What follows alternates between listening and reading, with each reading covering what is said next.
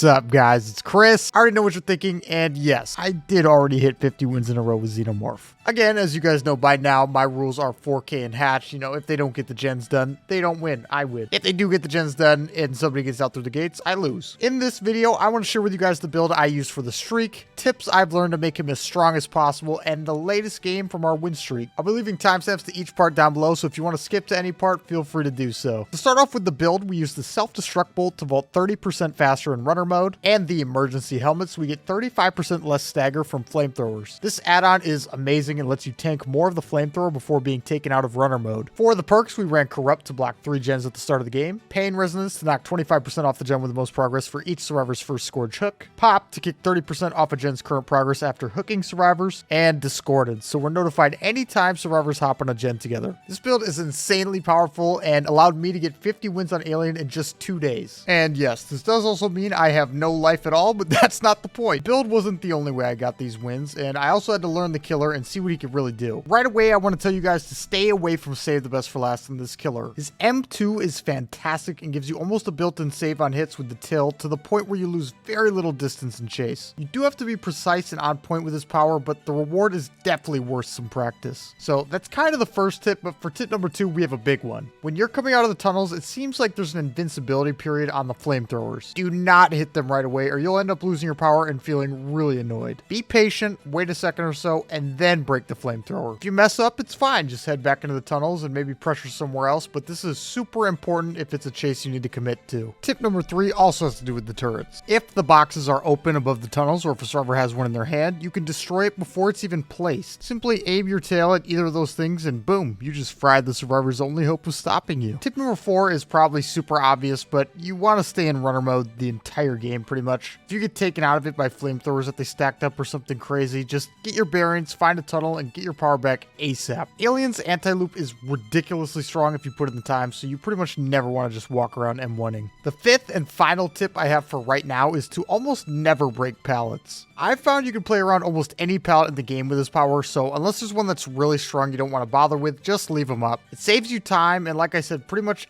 any pallet of the game is playable for him, so just go nuts. This killer is stupid fun, and that's why I decided to put the time in to get 50 wins already. So now let's get into the 50th win so far. Eerie of Crows. This will be win number 50 as long as we can do it and focus up and play well, do our thing. And yeah, this is going to be what I think is his best build. It is insane. This is an insane build. Very, very strong. Got here. I haven't seen any footsteps at all at the start, but we just got a little bit of a notification on that gen. That's what I like to do. I like to scout the corrupt gens right away. Just see if I can pick up any footsteps or anything. And then head there. Okay, Discordance showing us 2 people together. Very nice. And they do just hold W. Probably not going to try and play around that pallet because it doesn't work too well against Xeno. Good survivors will do that. They'll set up flamethrowers beforehand and just run to them in the middle of chase. Really, really important to keep in mind. It's good counterplay. Not quite good enough. Xeno just downs people a little bit too fast if they make even like a little mistake. You gotta make sure you're in a decent spot. Looks like we'll be getting a pain res pretty quick here though. And that means our snowball begins very, very early on. I heard there. Okay, I heard an Ellen scream, I think. That was right here. So that's the gen with the most progress. Yeah, there's our Ellen. I think I'll just get this broken up early. I want to take one peek at this gen. Break that up with my tail. Yeah, there's Zarina. That was probably hittable if I didn't hit the turret. There you go. Always, as much as you can, prioritize using that tail. Because the cooldown reduction on it is dirty. You don't lose very much distance at all. It is super good. You gotta be precise with it, but it is insanely good. I would definitely recommend staying away from like save, because the M2 on this guy is super strong. Basically gives you a built-in save on his M2. That's fine. She popped up right away again. Yeah, and she's gonna be going down real quick. No dead hard. Off the record. We have Discordance there, so I'm actually just, even though we could down her pretty quick here, I think no problem. I'm gonna head over there with my pop right away. Pop up here. we should be able to... Oh, whoa. Should be able to pop this before it runs out. Oh, barely too late. Should have been able to get that, though. Okay, just fake like we're running that way, and we'll double back through main, see if we can catch her off guard a little bit. Good job. No, she's holding that. Yeah, good job. I don't know if Alien himself makes a lot of noise or not. It doesn't really seem that way. Like, Demo kind of just makes like a lot of noise. But either way, that was well played by her. Got a pain res right next to us, which is awesome. It'll probably hit that gen right behind me. And then we can go to... Yep, and then we can go to that gen with our pop that Discordance is letting us know to go to. Very, very nice. 2 people here. Oh, I thought that was good. Hide behind this tree for just a second. There we go. Keep it, so we stay in our power. I did see Zarina there. Yeah, I've been having a ton of fun with Xenomorph, and you guys should definitely give him a whirl. This build's probably about as good as it gets. Okay, didn't realize she was still playing this. She must have that light-footed perk. Is that what it's called? Because I didn't hear a single footstep or anything. Maybe not, but I didn't hear a thing. There you go, Zarina. Really, really hard to play around this guy and chase if you're hitting your tails like that. It's hard. There you go, buddy. Mobility is no joke either. The one thing that could suck is the tunnels do spawn really close to gens. But sometimes we get an area of the map with no gens, which means no tunnels. It'll take you a bit to be able to use that mobility. But it's still really, really good. I think she fakes this, and I go for an M1. Very nice. Be able to get this pain res too. I think this is my last one. I don't think we ever downed her. True Tox. There you go, bud. Let's see. Yep, that was my last one. Now we've basically taken a full gen's worth of progress off the gens from pain res, which is no joke. Main reason I really like Discordance, though, is so in the middle of chasing, you guys saw, I can leave with my pop ready to go and just go kick that. Run an edge map, huh? There we go. Nice little hit there. Oh, she's super dead. Super, super dead. Not super ideal pathing there. We'll get this popped up.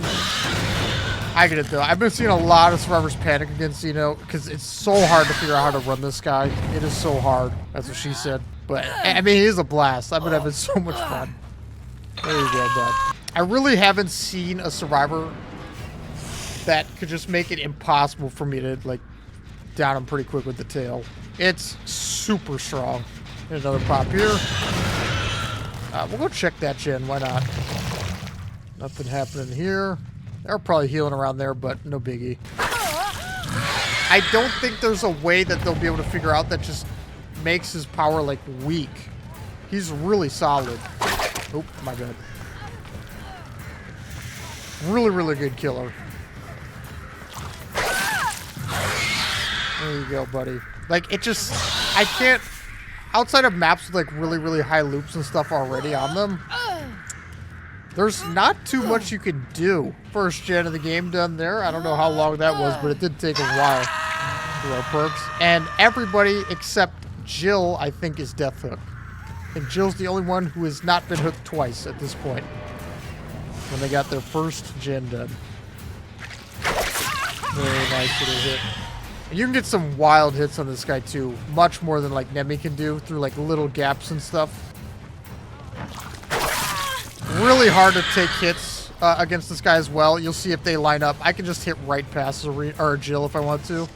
Get Zarina. I've seen multiple people try it. It just doesn't work.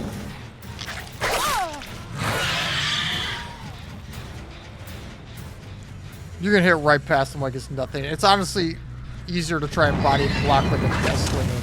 Alright, I'll just get everybody injured. Why not? Everybody's Death Hook. There we go. Use that 30% vault speed. Oh, nice. She's actually starting to, like, dodge now. Kind of thinking a little bit. There you go, buddy. Seemed like she got a Death Hook and started going nutty with it. Man, I know your whole team's Death Hook, but does that mean you just want to take a free down? Alright. Now all 4 of them are death hit. I hear the Ellen injured behind me, actually. She's just kind of letting it happen, it looks like. Oh, wow.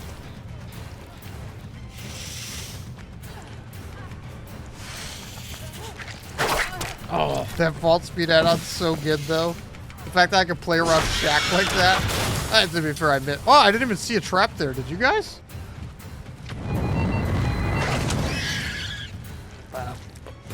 Let's see who wants to trade their life.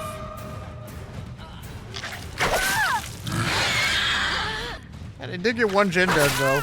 Not bad. We got a strong build and a strong killer. E button. Alright, that'll be 2. Oh, she was fast. Sprint burst. Bam, bam, bam. There we go. It's a really satisfying sound, too, on this guy. Just like ripping through him, kinda. Alright, let's get this hook real quick. Get her out of the game. There you go, Zarina.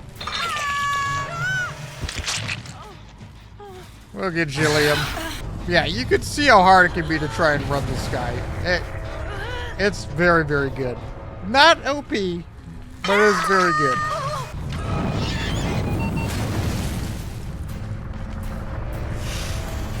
Yeah, that's the one thing. I think when people start getting used to using the turrets a little bit better, it could get really hard for Xeno. That's like about it. There we go, buddy. Other than using turrets, it's hard to run them. It's hard. There you go, buddy. And that'll be win number 50. I hope you guys liked it. 50 is a good little dub. We're going to keep going, obviously, but it's a good start, right? Good start. I like it. Thank you, Riff. There we go, Ellen. I gotta take a sip of my water there. You scared me. Good game, buddy. Look at me, Hector. Good game, dude. But that is going to do it for this video, guys. I hope you enjoyed. Hopefully, you could get a little bit of help from those tips and stuff like that. The Xenomorph is a fantastic killer, and I think he's easily A tier. We'll see exactly where when I do my tier list later on this week, but either way, I'll catch you guys in the next one.